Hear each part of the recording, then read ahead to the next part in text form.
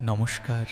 বলুন তো, একটি ছোট মোমবাতি কেন নিজে শেষ হয়ে যায় তবুও অন্যের অন্ধকার দূর করে যায়? এক সন্ধ্যায় মন্দিরে হঠাৎ বিদ্যুৎ চলে গেল, চারদিকে গভীর অন্ধকার।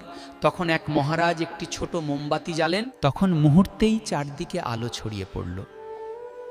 এক ছোট ছেলে অবাক হয়ে জিজ্ঞেস করল, মহারাজ শান্ত কণ্ঠে বললেন, হ্যাঁ, কিন্তু দেখো, সে নিজের শেষ হওয়ার কথা ভাবছে না, সে শুধু অন্যদের অন্ধকার দূর করছে। আমাদের এই জগতে অনেক মানুষ আছে যারা নিজের কষ্ট লুকিয়ে অন্যদের আনন্দ, হাসি দেয়। তখন ছেলেটি কিছুক্ষণ নীরবে মোমবাতির দিকে তাকিয়ে রইল।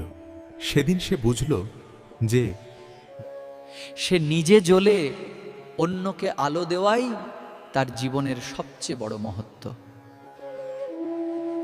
আপনি কি মোমবাতির মতো অন্যের জীবনে আলো হতে চান?